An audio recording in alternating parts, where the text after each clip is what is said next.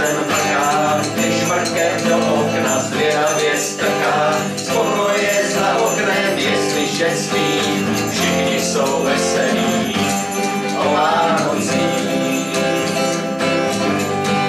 Sněhulák rapoukem po střechu cinká, pan ležek v hvězdičkách leží a spíká. Termín měl v lednu, však přišlo to dřív.